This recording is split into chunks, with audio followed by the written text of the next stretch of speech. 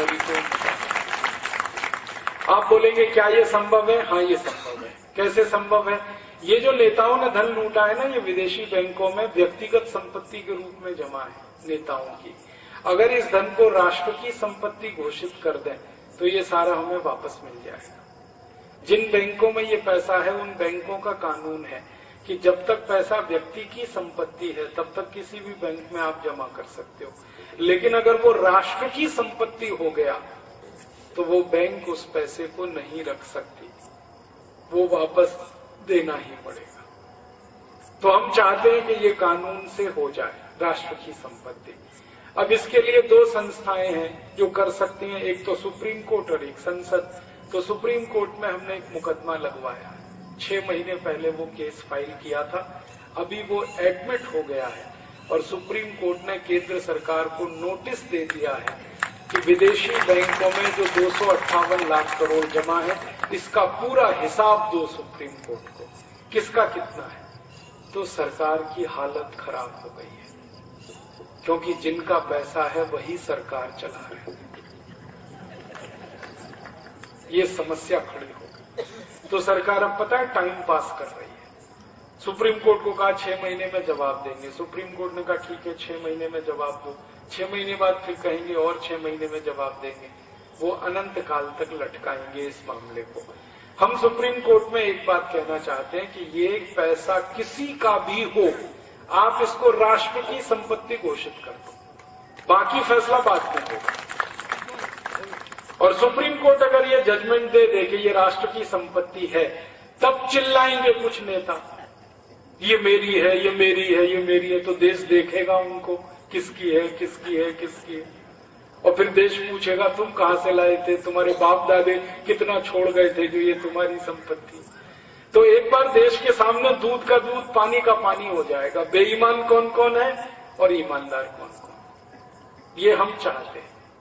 और supreme court में ये ताकत है कि वो इस पैसे को राष्ट्र की संपत्ति घोषित कर सकता है। एक बार सुप्रीम कोर्ट ने किया था यूरिया घोटाले के मामले में, जब नरसिम्हा राव प्रधानमंत्री थे, 133 करोड़ का घोटाला हुआ था। सुप्रीम कोर्ट ने उसको राष्ट्रीय संपत्ति घोषित किया था। वो सारा पैसा स्विस बैंक से वापस आया था। तो हमारा इतना ही कहना है कि यूरिया घोटाले का पैसा आ सकता है तो चारा घोटाले का भी आ सकता है, बोफोर्स घोटाले का भी आ सकता है, एनरॉन घोटाले का भी आ सकता है। सारे घोटाले एक, घोटाला एक, सबका पैसा राष्ट्र की संपत्ति। तो इस उम्मीद में हम ये केस लड़ रहे हैं, शायद हम जीत जाएं। नहीं जीते तो दूसरी तैयारी हमने की है। दूसरी तैयारी ये है कि संसद में एक सांसद की मदद से हम प्रस्ताव लाना चाहते हैं और एक सांसद मिल जाएगा। 543 में से एक तो माई का लाल मिलेगा। हाँ, सब तो नहीं मर गए। तो एक सांसद की मदद से हम प्रस्ताव लाना चाहते हैं कि 63 साल में जितने घोटाले हुए उनका पैसा राष्ट्र की संपत्ति है, जो विदेशी बैंकों में गया वो राष्ट्र की संपत्ति है। अब ये प्रस्ताव आएगा तो सभी सांसदों को बहस करनी पड़ेगी। बहस वाले दिन आप टीवी जरूर खोलना और ये देखना कि कौन कौन सांसद विरोध कर रहा है इसका। जो विरोध करेगा पक्की बात है खाता उसी का है, पैसे उसी के हैं, सारा देश देखेगा बेईमान कौन कौन। एक सांसद की हम तलाश कर रहे हैं, उम्मीद है कि मिल जाएगा। और नहीं मिला तो तीसरी तैयारी हम कर रहे हैं। तीसरी तैयारी हमारी ये है कि 2014 में लोकसभा का चुनाव होगा। परम पूजनीय स्वामी रामदेव जी ने संकल्प लिया है कि उस चुनाव में वो एक एक चुनाव क्षेत्र में जाएंगे, लोगों से अपील करेंगे कि हमको एक सांसद जिता कर दो इस काम को करवाने के लिए। और उम्मीद है कि देश 543 सांसदों को जिताकर दे सकता है इस काम। क्योंकि एक बार परम सम्माननीय जयप्रकाश नारायण ने अपील की थी लोगों से 1977 में, एक सांसद मांगा था उन्होंने और इस देश ने 377 सांसद जिताकर दिए थे उनको। और ऐसे कई सांसद जिताकर दिए थे देश ने जिन्होंने कभी चुनाव क्षेत्र में मुंह नहीं दिखाया अपना और जीत गए, जेल में थे और जीत गए। तो अगर जयप्रकाश नारायण को 377 सांसद मिल सकते हैं तो परम पूजनीय स्वामी रामदेव जी को 400 तो मिलना ही चाहिए। जेपी से किसी मामले में कम तो है नहीं। जेपी का जितना त्याग था उतना त्याग उनका है। जेपी का जितना सम्मान था उससे ज्यादा सम्मान रामदेव जी का देश में है। और जेपी ने तो संन्यास नहीं लिया था, इन्होंने तो संन्यास ग्रहण किया हुआ है और उनमें कुछ सद्गुण है। तो शायद इतने सांसद मिल जाएंगे, मिले तो 1 मिनट में कानून बनाएंगे, 258 लाख करोड़ वापस लाएंगे। और ये पैसा जब आएगा तो चिल्लपों करेंगे ये नेता, क्योंकि जिनका पैसा वो चुप तो बैठेंगे नहीं। तो उसके बाद दूसरा कानून बनाना है जो नेहरू जी कहते रहे, लेकिन हम करेंगे उसे। दूसरा कानून ये कि जिसका पैसा पकड़ा गया उसको 3 महीने में फांसी की सजा। ये कानून हम बनाए, फिर देखें कौन चिल्लाता है कि ये मेरा पैसा, ये मेरा पैसा।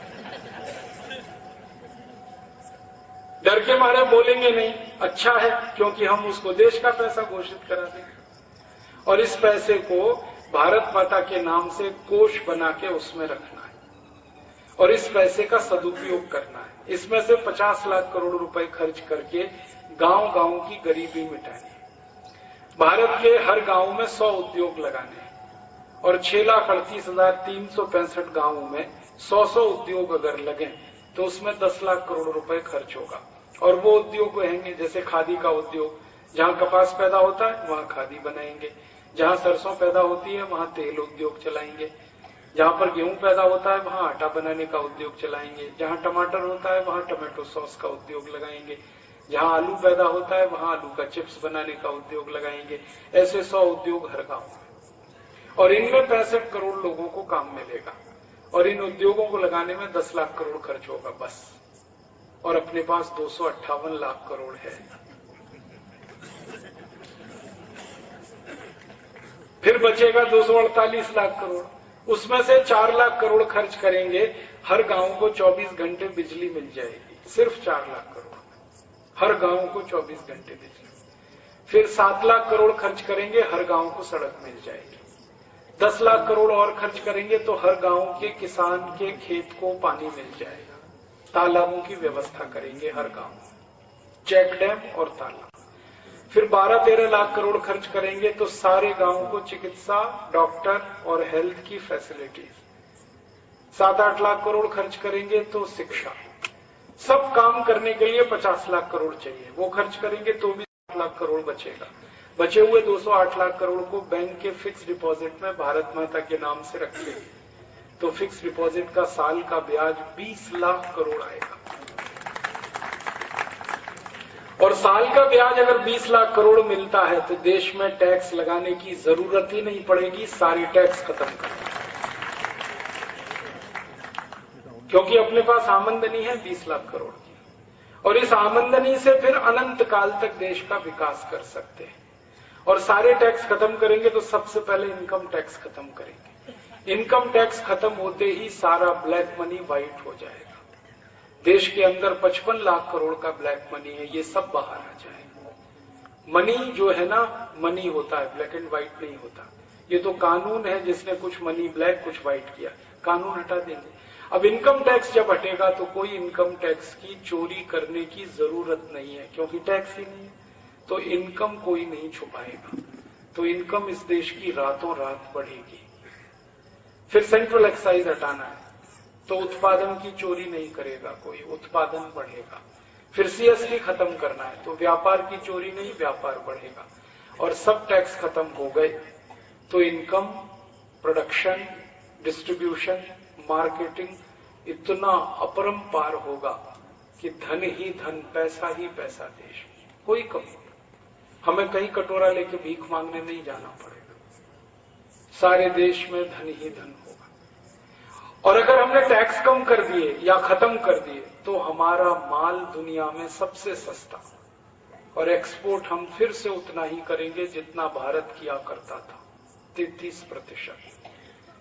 चाइना आज वर्ल्ड मार्केट में 25% का हिस्सेदार है एक्सपोर्ट में। जानते हैं क्यों?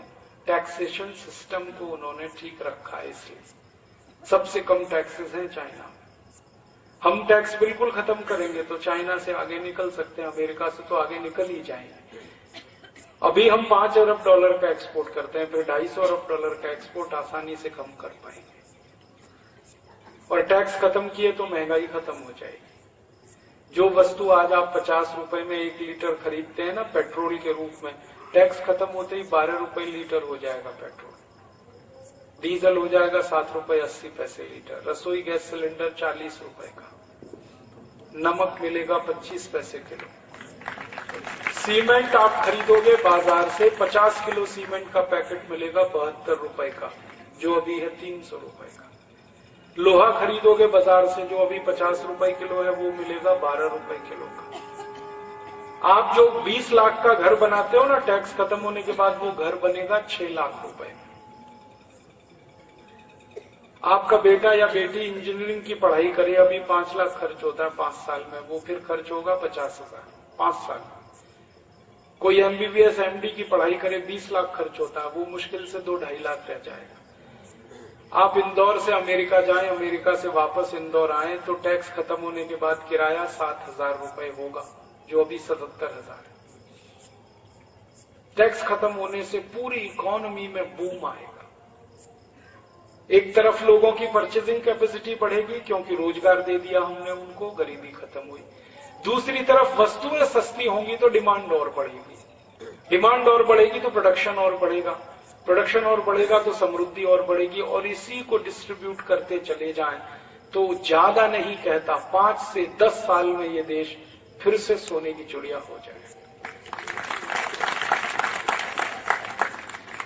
एक और काम करना है हमको। अंग्रेजों ने जो 300 लाख करोड़ लूट के हमसे ले लिया, उसको भी वापस लाना है, और उसके लिए अंतर्राष्ट्रीय अदालत में मुकदमा लड़ना है। और उस में किसी भी देश के खेत में इतनी अच्छी मिट्टी नहीं है जितनी हमारे यहाँ, और उस फ्रांस में, जर्मनी में, स्वीडन में 1000 से ज्यादा दस्तावेज हमने इकट्ठे किए जो अंग्रेजों की लूट को सिद्ध करते हैं। अंतर्राष्ट्रीय अदालत में वो दस्तावेज पेश करने की देरी है, फैसला हमारे पक्ष में होगा, और 300 लाख करोड़ ब्याज के साथ अंग्रेजों से वापस लाना। और इस लड़ाई में 70 और देशों को अपने साथ हम खड़ा करेंगे, जिन देशों को अंग्रेजों ने पिछले 500 साल में लूटा। ये जो कॉमनवेल्थ कंट्रीज है ना, इनको हम अपने तरीके से खड़ा करेंगे अंग्रेजों के खिलाफ। उनकी गवाही बहुत महत्व की होगी क्योंकि अंग्रेजों ने उनको भी लूटा, और वो धन जो अंग्रेजों से हम लाएंगे ब्याज के साथ, वो लगभग होगा 700 से 750 लाख करोड़। इसको सोने के रूप में लाएंगे, स्टर्लिंग पाउंड में नहीं लाएंगे, क्योंकि स्टर्लिंग पाउंड का कोई भरोसा नहीं। आज वो 1 रुपए में 80, 1 स्टर्लिंग पाउंड में 80 रुपए है। जब अंग्रेजों से इतना पैसा हम वापस ले लेंगे तो 1 स्टर्लिंग पाउंड 1 रुपए के बराबर हो जाएगा। तो स्टर्लिंग पाउंड में नहीं लाना है, सोने में लाना है, गोल्ड में। गोल्ड लाके हम रिजर्व के रूप में रखेंगे, और जब गोल्ड हमारे पास होगा 700-800 लाख करोड़ का, तो हमारी सारी संपत्ति बढ़ेगी सारी दुनिया में। और संपत्ति बढ़ने का पहला असर आएगा करेंसी पर। हमारा 1 रुपया 1 डॉलर के बराबर हो जाएगा। रुपया डॉलर बराबर हुआ तो जो एक्सपोर्ट अभी हम कर रहे हैं उसकी आमदनी 50 गुनी बढ़ेगी, इंपोर्ट कर रहे हैं उसका खर्चा 50 गुना घटेगा। आमदनी 50 गुनी बढ़े, खर्चा 50 गुना घटे, तो सरप्लस इतना होगा इस देश में कि ना अमेरिका हमको पकड़ सकता है, ना चीन। दुनिया में हम सबसे आगे निकलेंगे और भारत माता को विश्व गुरु के स्थान पर फिर बिठाएंगे। ऐसा भारत बनाएंगे जो समृद्धशाली है, जो वैभवशाली है, जो गौरवशाली है, जिसकी कहानी दुनिया कहती रही सैकड़ों साल। सोने की चिड़िया, सोने का महासागर, वो कहानी फिर कहेगी दुनिया। मैंने तो एक छोटा सा कैलकुलेशन किया कि स्विस बैंक का जो 200 लाख करोड़ बचा हुआ पैसा है, उससे सोना खरीदें और भारत के एक एक गांव की सड़क पर वो सोना बिछाएं, तो 10 मिलीमीटर मोटी सोने की परत 6,38,000 गांवों में बिछ जाएगी। इतना सोना है। हम फिर इस देश को बना सकते हैं, भविष्य इस देश का अच्छा कर सकते हैं अगर वर्तमान ठीक हो तो। अब आप कहेंगे ये तो सब सपना है। हाँ, आज ये सपना है, 4 साल बाद ये हकीकत बनेगा। मैं आपको एक ही बात विनम्रता से कहना चाहता हूं, दुनिया का हर सपना एक दिन पहले तक सपना होता है, और अगले ही दिन वो हकीकत हो जाता है। सपना देखने वाला तो कोई चाहिए, हकीकत में बदलना तो फिर सारे लोग मिलके करते हैं। 1857 में नाना साहब पेशवा ने सपना देखा था, भारत आजाद होगा, और भारत आजाद हुआ। सपना देखा किसी ने, फिर प्रयास किया और आजादी मिली। आज हम सपना देख रहे हैं कि भारत फिर विश्व गुरु बनेगा, समृद्धशाली होगा, वैभवशाली होगा, गरीबी, भुखमरी, बेकारी सब खत्म होगी, भ्रष्टाचार मिटेगा। तो थोड़े दिन में यह हकीकत में बदलेगा। 50 करोड़ लोगों की मदद का सीधा मतलब होता है लोकसभा में 450 सीटें और भारत की 33 विधानसभाओं में 4,500 सीटें। 50 करोड़ लोगों का ये मतलब होता है। उतने लोगों का समर्थन अगले 4-5 साल में हम जुटाएंगे, उसके लिए मेहनत कर रहे हैं और लोग हमें मदद कर रहे हैं। मुझे बहुत खुशी है कि पिछले 1 साल में ये संगठन बना भारत स्वाभिमान का, और आज भारत का ये सबसे बड़ा संगठन है।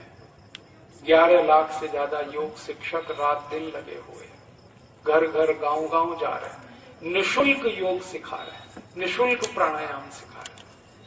आने वाले 4 वर्षों में तो ये लाखों नहीं करोड़ों में होने वाले हैं, क्योंकि अब तो स्वामी जी खुद जा रहे हैं एक जिले में। मई से वो एक जिले में 3-3 दिन के शिविर करने जा रहे हैं। अब तक हरिद्वार बुलाते थे सबको, अब वो खुद जाने वाले, तो संख्या और तेजी से बढ़ेगी।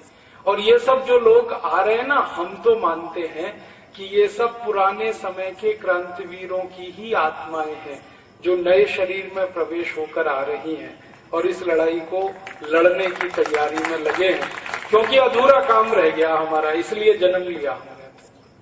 पहले नाना साहब पेशवा के साथ लड़ते रहे, अब स्वामी रामदेव जी के साथ लड़ते हैं। हम वही आत्मा है, नहीं तो इकट्ठे नहीं होते। आसान नहीं होता है लोगों का इकट्ठा होना। और ईश्वर भी कोई मदद कर रहा है, एक सन्यासी को भेज दिया इस काम के लिए।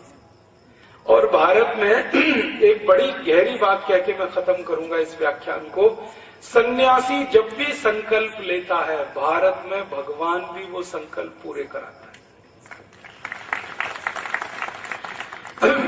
एक सन्यासी हुए समर्थ गुरु रामदास महाराष्ट्र में। उन्होंने एक संकल्प लिया, औरंगजेब का शासन खत्म करना है और दक्षिण भारत से मुगलिया सल्तनत को हटाना है। ये उनका संकल्प था। भगवान ने वो संकल्प पूरा कराने के लिए छत्रपति शिवाजी महाराज को पैदा किया और छत्रपति शिवाजी महाराज ने अपनी उम्र के 17वें साल में वो संकल्प पूरा करा दिया। एक सन्यासी हुए स्वामी रामतीर्थ, लातूर में हुए, हैदराबाद के पास। उन्होंने संकल्प लिया था कि हैदराबाद की रियासत को भारत में मिलाना है, जबकि हैदराबाद का जो निजाम था वो कहता था कि इस हैदराबाद को पाकिस्तान में ले जाना है। लेकिन स्वामी रामतीर्थ ने कहा कि निजाम को जाना है वो पाकिस्तान जाए, हैदराबाद तो भारत में ही रहेगा। और भगवान ने स्वामी रामतीर्थ का संकल्प पूरा कराने के लिए सरदार वल्लभ भाई पटेल को इस देश में भेज दिया। ऐसे ही एक सन्यासी थे स्वामी दयानंद सरस्वती। 1857 में उन्होंने संकल्प लिया था और भगवान ने उनके संकल्प को पूरा करने के लिए लाला लाजपत राय, शहीद आजम भगत सिंह, ऊधम सिंह, ये सब आर्य समाजी थे, इनको पैदा कर दिया। उन्होंने अपना काम किया। तो सन्यासियों ने जब जब इस देश में संकल्प लिया है, भगवान ने भी वो संकल्प पूरा करा है। अभी का भी संकल्प एक सन्यासी का ही है, परम पूजनीय स्वामी रामदेव जी, कि 258 लाख करोड़ विदेशों से वापस लाना, ब्लैक मनी को व्हाइट मनी बनाना, पूरे सिस्टम को बदलना है। अंग्रेजों के जमाने के 34,735 कानून है, उनको खत्म करना है। जरूरत पड़ने पर नए कानून बनाने हैं। अंग्रेजी न्याय व्यवस्था को बदलना, अंग्रेजी शिक्षा व्यवस्था को बदलना, अंग्रेजी प्रशासन व्यवस्था को पूरा बदलाव करना है, सिस्टम में नीचे से लेके ऊपर तक। अभी तक हम सत्ता में परिवर्तन करते रहे, अब हमें व्यवस्था में परिवर्तन करना है, सिस्टम चेंज करना है। और सिस्टम चेंज करने की लड़ाई थोड़ी बड़ी होती है, व्यापक होती है, लेकिन वो लड़ने लायक होती है। तो हम सब लगे इस लड़ाई को लड़ने में, और इस लड़ाई में कामयाबी जरूर मिलने वाली है। आप आएंगे तो थोड़ा जल्दी मिलेगी, नहीं आएंगे थोड़ा देर में मिलेगी, मिलेगी जरूर। आप नहीं आएंगे, कोई दूसरा आएगा, लड़ाई तो होने वाली है, क्योंकि शुरुआत हो चुकी है। आप आएंगे तो श्रेय आपको मिलेगा, नहीं आएंगे तो दूसरा कोई श्रेय लेगा। होने वाला तो है। नहीं आएंगे तो अफसोस आपको होगा 4 साल के बाद, जब आपके बच्चे आपसे पूछेंगे कि जब भारत स्वाभिमान शुरू हुआ था तो तुम क्या कर रहे थे। तो आप अपने बच्चों के सामने शर्म की स्थिति में ना आए, इसलिए मेरा निवेदन है कि आप आइए इस लड़ाई में और शामिल हो जाइए और इस लड़ाई को लड़कर देश को सुखी बनाइए, समृद्धशाली बनाइए। और ये लड़ाई देश के लिए है, किसी पार्टी के लिए नहीं, किसी संगठन के लिए। हमारे लिए देश बड़ा है, बाकी सब छोटे हैं। मैं बहुत छोटा हूं, हम सब बहुत छोटे हैं, देश हमसे बहुत बड़ा है, हमारा संगठन भी देश से छोटा है। देश सबसे आगे है, अगर ये रहेगा तो हम सब रहेंगे, यही नहीं रहेगा तो हम कहाँ रहेंगे। ये हमारी मान्यता है। और हमारी मान्यता है कि 120 करोड़ भारतवासी सब हमारे स्वजन हैं, वो गरीब हो या अमीर, हिंदू हो या मुसलमान, सिख हो या ईसाई, उन सबको इस देश के लिए काम करना है और ऐसी व्यवस्था बनानी है जिसमें हर व्यक्ति अपना योगदान दे सके देश को आगे बढ़ाने में। देश की अच्छाइयों को लगातार बढ़ाते जाना है, बुराइयों को खत्म करते जाना है। इसी काम में मैं लगा हूं, आप लगें, हम सब मिलके लगें तो जरूर होने वाला है।